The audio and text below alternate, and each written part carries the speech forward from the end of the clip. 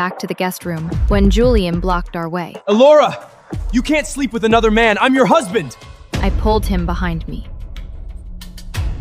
Julian, can you show some basic decency? Adrian is injured. Can't you see that? He just needs someone with him tonight.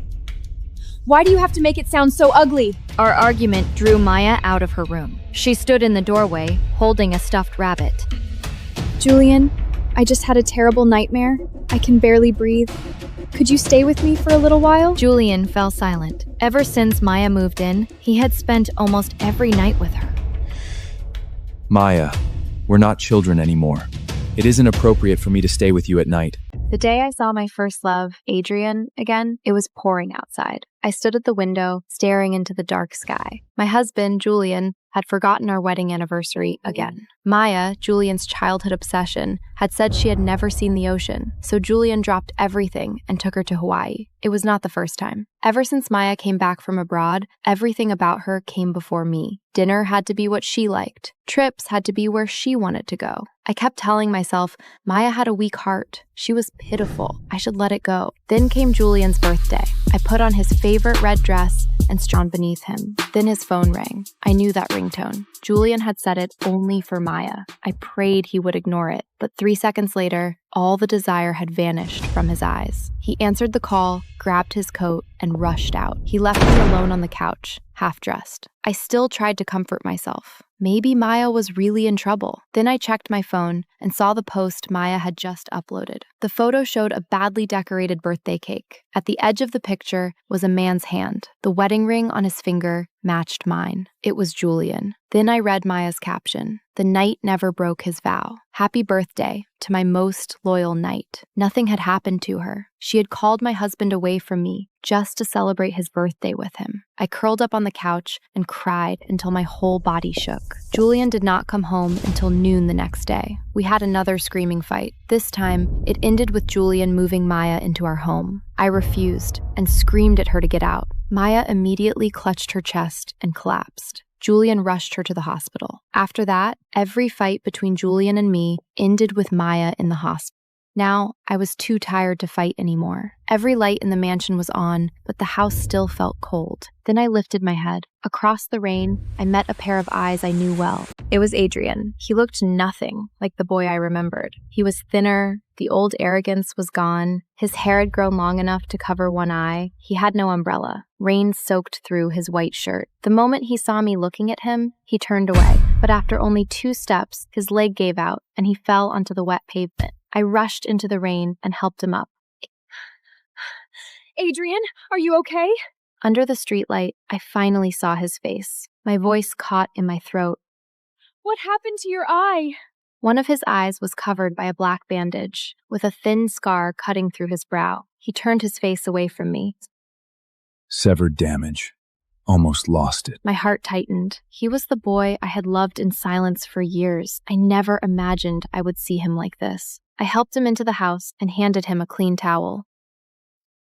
You're freezing. You need a hot bath. Adrian nodded and began unbuttoning his shirt. I quickly turned away.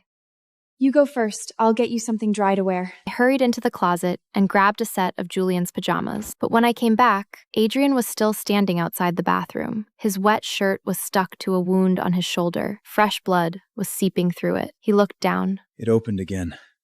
I can handle it. He reached for the shirt. I dropped the clothes and rushed over. Stop. I'll do it. Adrian stood still. I carefully unbuttoned his shirt and peeled it away from his wound. My fingers brushed his cold skin. His entire body stiffened. He caught my wrist, then immediately loosened his grip. I can do it myself. Only then did I realize how intimate this looked. I was about to pull my hand back when a furious voice came from the doorway. Elara, what the hell are you doing? I turned around. Julian stood at the door, one shoulder soaked from the rain. Why are you back? If I hadn't come back, were you planning to cheat on me under my own roof? Julian, watch your mouth. Adrian is an old friend. There is nothing between us. Nothing is a YO to taking a fish shirt with my own ES! Are you Don? I already told you. Elara, don't fight with your husband because of me. Julian, you misunderstood. She was only helping with my wound. I only wanted to see Elara once. Now that I have, I'll leave. My heart softened immediately. I grabbed his hand. Adrian, ignore him. You're staying here for the next few days. I'll take care of you. Julian stared at me in disbelief. Elara, are you insane? Who brings another man into their home and takes care of him? Before I could answer, a delicate voice came from behind him. Julian, are you fighting with Elara because of me again? Julian's expression stiffened. Before he could answer, Maya stepped forward. The moment she saw Adrian, she froze. Then her eyes reddened as she looked at me. Elara, I'm sorry. I never should have mentioned the sea. If I hadn't, Julian wouldn't have taken me to Hawaii on your anniversary. Luckily, our flight is canceled because of the rain. Julian can stay with you tonight. I'll leave right now. Julian's expression softened immediately. Maya, you don't have to leave. This is your home. You can stay as long as you want. Usually, I would have started another fight with him, but this time I nodded. Exactly. Then I turned to Adrian. From now on, this is your home too. Stay as long as you want. Don't worry about what other people think. Julian stared at me in disbelief. Other people? Elara, I'm your husband. Since when am I just someone else to you? Before I could answer, Maya pressed a hand to her chest. Julian, it hurts. Julian forgot about me immediately. He picked Maya up and carried her back to her room. I breathed a quiet sigh of relief and led Adrian back toward the bathroom. Then I found the softest sheets in the house and made up the guest room for Adrian. I went back to wait outside the bathroom in case Adrian's wound opened again. Soon, Julian came downstairs to get Maya's medication. He saw me waiting outside the bathroom and gave a cold laugh. Elara, you don't have to throw yourself at another man just to make me jealous. Before I could answer, the bathroom door opened. Julian's eyes widened. Elia, you actually let that bastard wear my pajamas? Adrian paused in the doorway. Elia, I didn't know these were his. I'll take them off. I caught his arm. And wear what? Your clothes are soaked. Can you stop being so petty? They're just pajamas. Julian's chest rose and fell with anger. This isn't about the damn pajamas. I'm your husband. How can you stand there and take his side? Just then, Maya walked out of her room. Julian, what happened? What took you so long with my medicine? She was wearing one of the matching pajama sets Julian and I had bought together. The bracelet Julian gave me on my birthday was on her wrist. The Chanel clip I bought only last week was pinned in her hair. For once, Julian went silent. Julian handed Maya her medication. When she asked him to stay with her, he refused. Get some rest. I have something to take care of. Then he grabbed my arm and dragged me into our bedroom. I knew he wanted to talk. I had no interest in listening. I kicked him away and went straight back to Adrian. Only after I had settled Adrian into the guest room did I return to the bedroom. Julian was sitting by the window, smoking. I walked over and pushed the window open.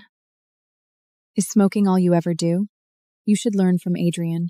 He never smokes. Julian choked on his cigarette. When he finally caught his breath, he gritted his teeth. Elia, do you have anything to talk about besides Adrian? No. Just like you never have anything to talk about besides Maya.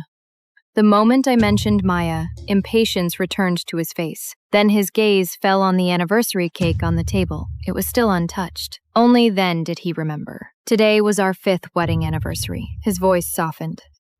Elara, I'm sorry. I forgot. I'll make it up to you. It's just Maya's surgery is already scheduled. Once it's done, I'll send her away, okay? When Julian wanted to be gentle, he could still make my heart waver. I almost agreed when a knock on the door startled me. Elara, are you asleep? I ignored Julian's dark expression and hurried to open the door. No. What's wrong? Adrian stood in the hallway with a glass clenched in his injured hand. Before I could ask anything else, the glass slipped from his fingers and shattered on the floor. His breathing turned uneven, as if he had just woken from a nightmare. My heart tightened. I took his hand. I'll stay with you until you fall asleep. I was about to take Adrian back to the guest room when Julian blocked our way. Elara, you can't sleep with another man. I'm your husband. I pulled him behind me. Julian, can you show some basic decency? Adrian is injured. Can't you see that? He just needs someone with him tonight. Why do you have to make it sound so ugly? Our argument drew Maya out of her room. She stood in the doorway, holding a stuffed rabbit. Julian, I just had a terrible nightmare. I can barely breathe. Could you stay with me for a little while? Julian fell silent. Ever since Maya moved in, he had spent almost every night with her. Maya, we're not children anymore. It isn't appropriate for me to stay with you at night. Leave the light on if you're scared. Maya's face turned pale. Tears filled her eyes, but she nodded. I knew it would not end there.